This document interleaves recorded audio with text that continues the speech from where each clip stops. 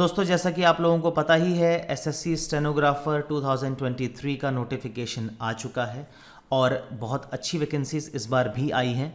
पिछले साल से कंपेयर हम नहीं कर सकते। अगर पिछले साल से कंपेयर करेंगे तो लगेगा कम ही वैकेंसीज है, बट अगर ओवरऑल देखें तो वैकेंसीज काफ़ी अच्छी आई हैं। 1000 से ऊपर जब भी वैकेंसी आई है अच्छी ही मानी गई है।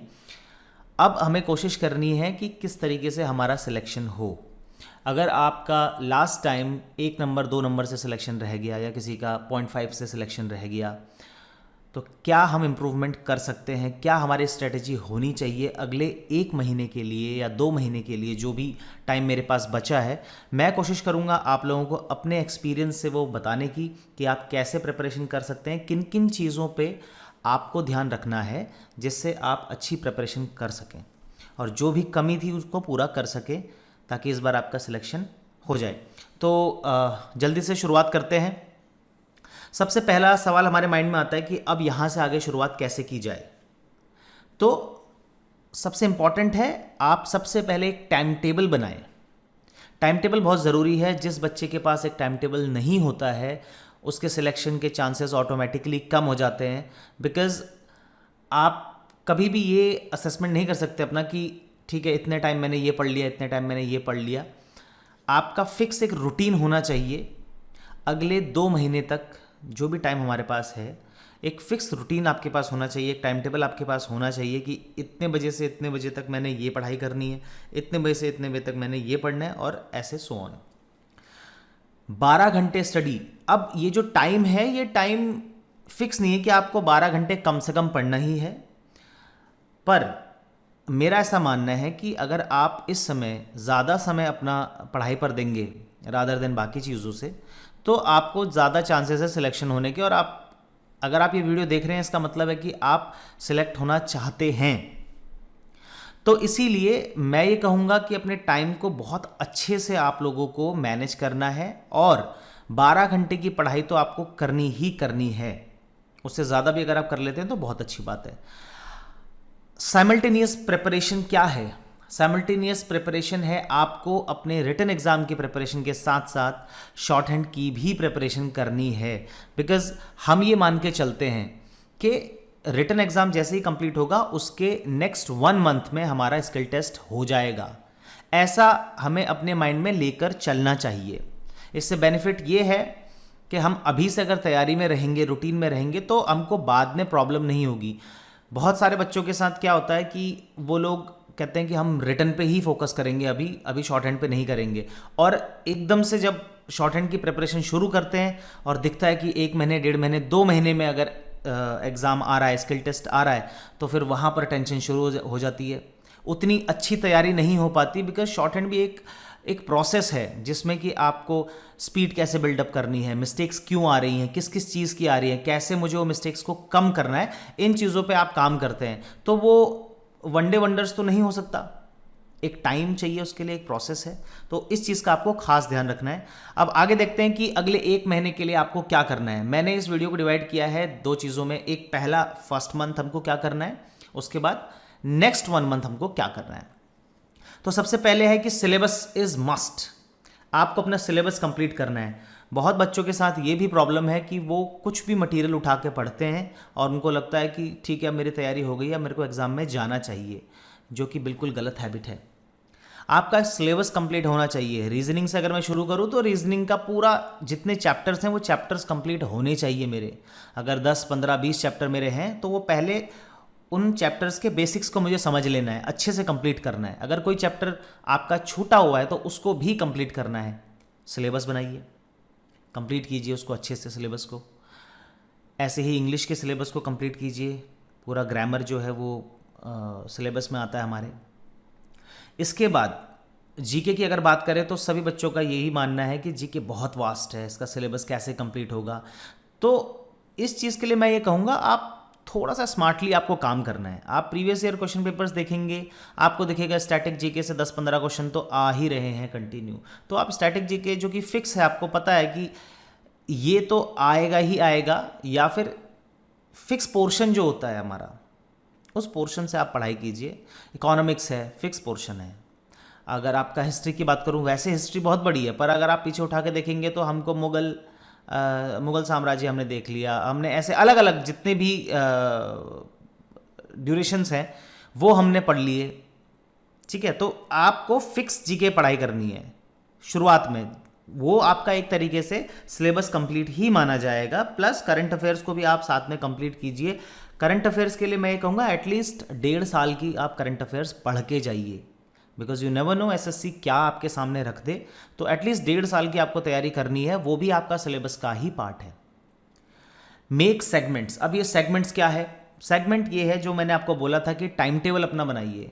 अब टाइम टेबल जो आप बनाएंगे उसी के हिसाब से आपको अपने सेगमेंट तैयार करने। आपने अर्ली मॉर्निंग उठ के सबसे पहले रीजनिंग कंप्लीट करी। ये आपने अपने लिए अपना एक सेगमेंट बना लिया कि अगर मेरा पूरा दिन में मैं 3 सेगमेंट में बांटूं तो फर्स्ट हाफ में मैं रीजनिंग करूंगा एंड इंग्लिश करूंगा। फिर सेकंड हाफ में मैं लेट्स सपोज रीजनिंग मैंने एक सेट और कर लिया मैंने, या फिर जीके का पोर्शन पकड़ लिया तो जीके पढ़ूंगा एंड इंग्लिश पढ़ूंगा। फिर जो लास्ट सेगमेंट आपके पास आता है उस सेगमेंट में आप क्या करेंगे? शॉर्ट हैंड कर लेंगे। तो इस तरीके से सेगमेंट आपको बनाने हैं जिससे कि आपको बहुत इजी हो जाएगा आपके लिए प्रिपरेशन। आपका अगला 2 महीने का रूटीन अगर यही फिक्स रहेगा तो आपको थोड़ा कंफर्टेबल हो जाओगे आप। शुरुआत में आपको दिक्कत होगी कि काफ़ी ज़्यादा पढ़ना पड़ रहा है। अगर आप इतना ज़्यादा नहीं पढ़ते हैं, 2-4 घंटे की पढ़ाई कर रहे हैं, तो आपके लिए दिक्कत होगी 10-12 घंटे बैठना। पर अभी 2 महीने के जो आप डेली 10-12 घंटे 15 घंटे बैठेंगे वो आपको पूरी लाइफ में आपको हेल्प करेगा, पूरी लाइफ में आपको कंफर्टेबल करेगा। वीकली असेसमेंट अपनी करनी है आपने। हर वीक आप संडे को देखिए या सैटरडे को देखिए या सैटरडे संडे देखिए कि आपको क्या करना है, कहाँ कहाँ दिक्कतें हुई हैं जिस पे आपको काम करना है। ठीक है, तो वो वीकली असेसमेंट आपको करनी है कि जो आपने वीक में पढ़ा क्या आपको वो याद भी हुआ या नहीं, क्या आपकी वो समझ में आया या नहीं। ठीक है, अगले सेगमेंट पे चलते हैं कि सिलेबस को आखिर टैकल करना कैसे है। आपने टाइम टेबल बना लिया, आपने एक अपने आवर्स फिक्स कर लिए कि इतने घंटे मुझे पढ़ाई करनी है, सब कुछ ठीक है। अब सिलेबस को करें कैसे?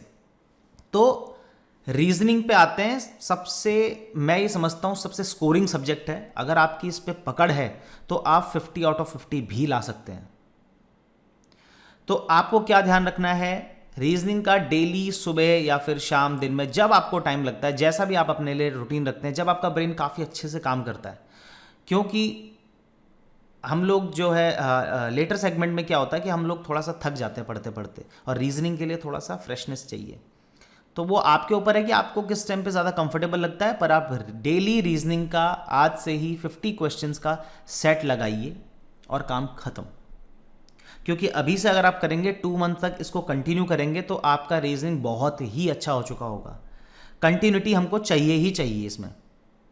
ठीक है, स्टडी मटेरियल बहुत सिंपल है। किरण प्रकाशन का प्रीवियस ईयर के जितने भी बुक है वो आप पूरी ले लीजिए। कभी भी ये नहीं सोचना कि अब तो पैटर्न शायद चेंज हो गया, अब तो नई नई चीज़ें आ रही हैं। नई नई चीज़ें आ रही हैं उसके लिए आप प्रीवियस ईयर के क्वेश्चन पेपर्स लगाइए।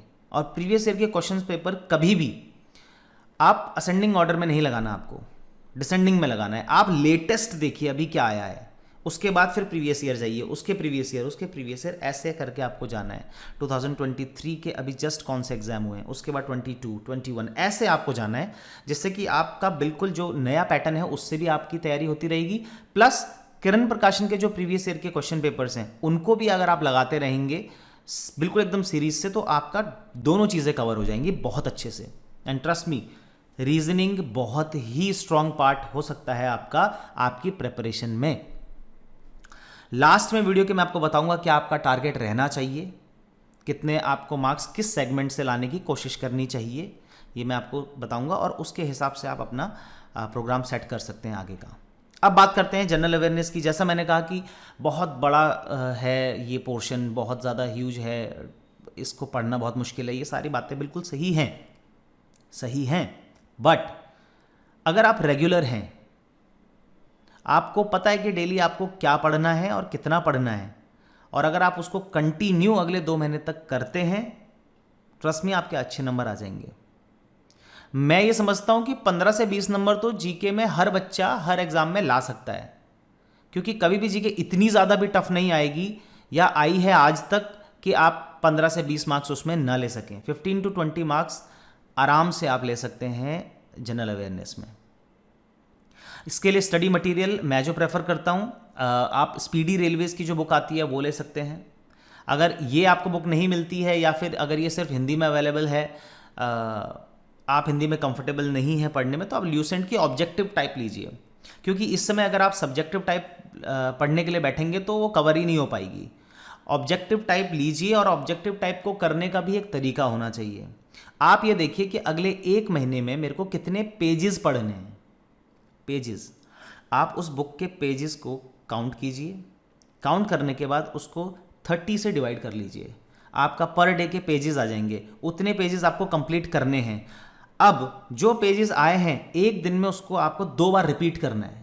अगर आपके 300 पेजेस की बुक है और आपको 10 पेजेस डेली पढ़ने हैं, तो आपको 10 पेजेस वो फर्स्ट हाफ में पढ़ लीजिए और 10 पेजेस आप लास्ट में बिल्कुल दिन के पढ़िए, जिससे कि वो रिवाइज भी आपका हो जाए।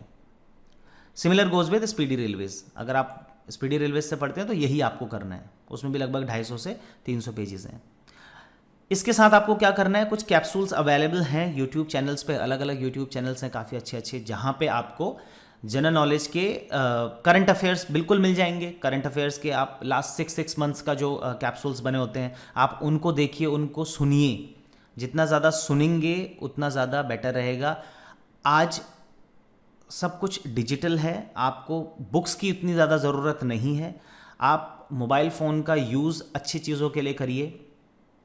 अगर आप ज़्यादा से ज़्यादा फोकस अपना स्टडी मटेरियल को पढ़ने के लिए करेंगे इस समय, तो आपके लिए उतना बेनिफिशियल है।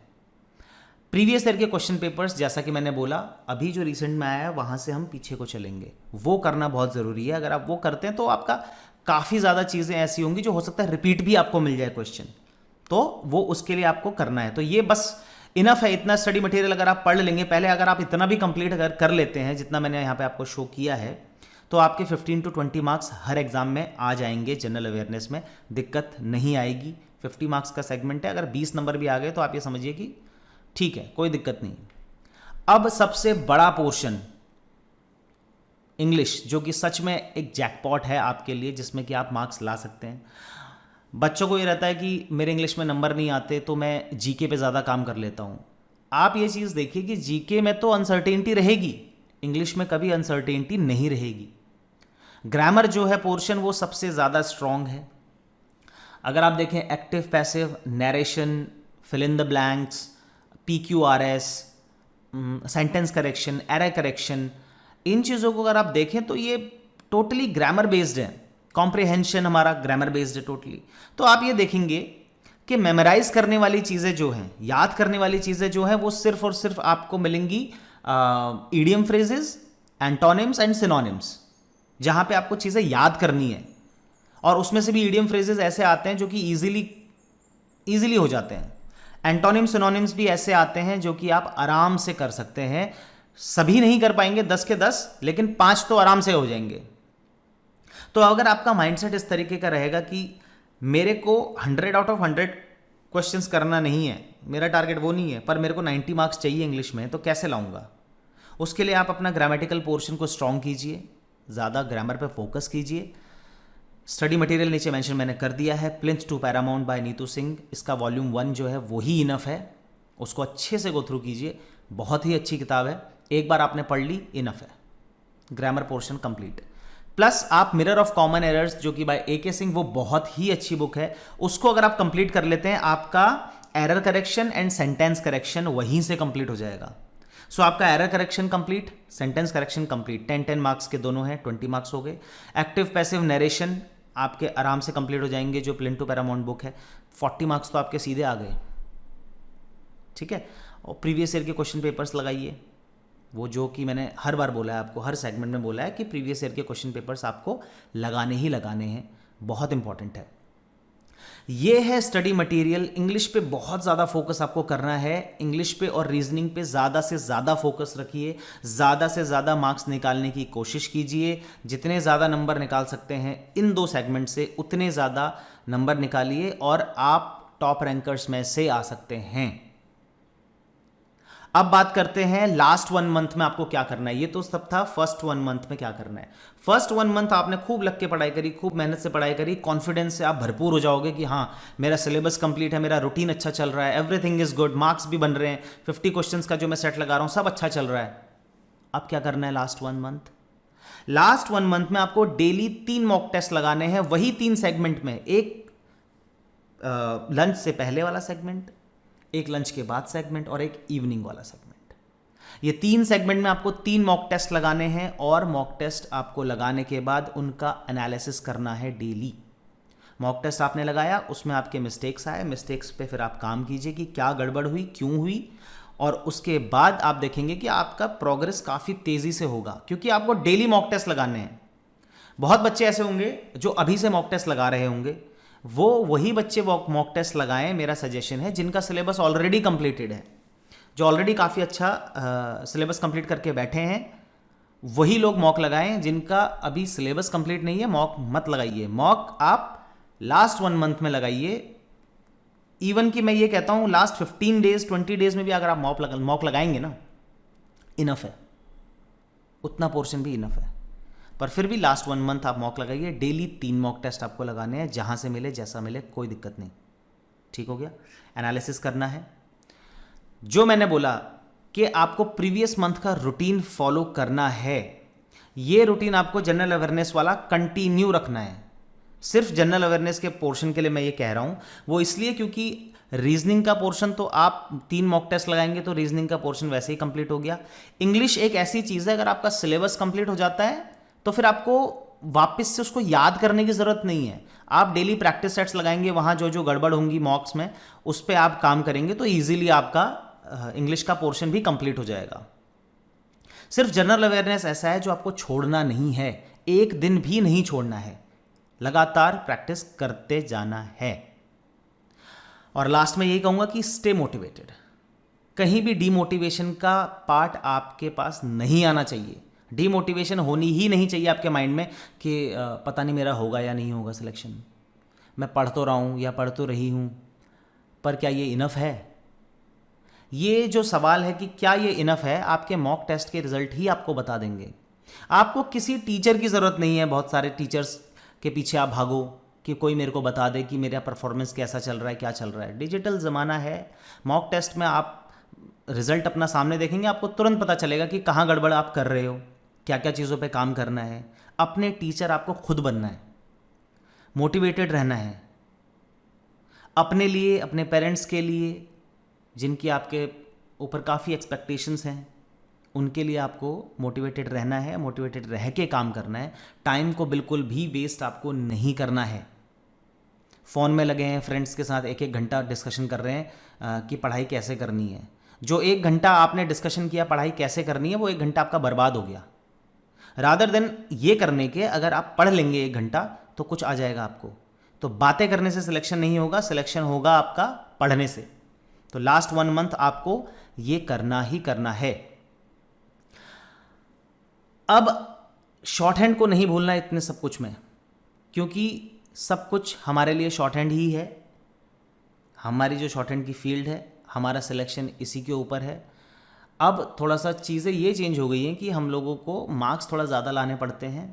शॉर्ट हैंड हम कर लेते हैं, हमारे पास मटेरियल बहुत अवेलेबल है, हम मेहनत करें तो आराम से हो जाता है। पर ये ध्यान ज़रूर रखना है कि आपको शॉर्ट हैंड की तैयारी साथ साथ में करनी है।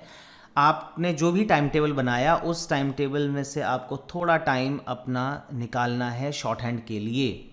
अगर आप कहीं क्लासेस लेते हैं, चाहे वो ऑनलाइन हो चाहे ऑफलाइन हो, तो क्लासेस आप रेगुलर लीजिए। और अगर आप क्लासेस नहीं लेते हैं कहीं, तो आप रेगुलर डिक्टेशंस लीजिए यूट्यूब चैनल से।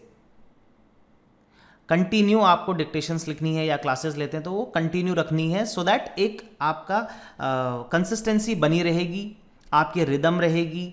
आप कंटिन्यू, आपको पता है कि मेरा फ्लो नहीं टूटा है बिल्कुल भी। और अगर फ्लो नहीं टूटेगा, शॉर्ट हैंड में फ्लो ही इंपॉर्टेंट है। आप 1 हफ्ता प्रैक्टिस मत कीजिए। 1 हफ्ते, अगर आज आप 100 WPM पर लिख रहे हैं, 1 हफ्ता प्रैक्टिस नहीं करेंगे, 1 हफ्ते के बाद जब शुरू करेंगे तो आपकी स्पीड थोड़ा गिर चुकी होगी और एक्यूरेसी भी गिर चुकी होगी। तो ये लोगों आपको अच्छे से पता है, बहुत बच्चों के साथ ये प्रॉब्लम है कि जब रिटर्न हो जाता है उसके बाद हम शॉर्टहैंड शुरू करेंगे और फिर 2 महीने में पेपर होता है, फिर बच्चे कहते हैं कि कैसे तैयारी होगी। आप सीधी सी चीज़ सोचिए, पूरे साल भर का खाना आपको 2 महीने में नहीं खिलाया जा सकता।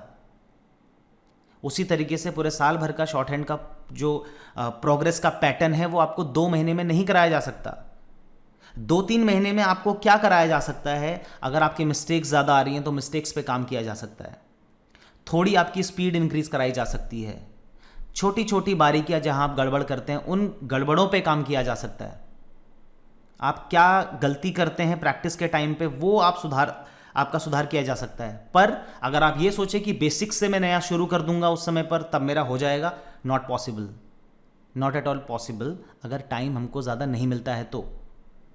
और ये हमें मान के हमेशा चलना चाहिए कि टाइम मुझको सिर्फ और सिर्फ 1 महीना मिलेगा और 1 महीने के ऊपर जो मिले वो बोनस।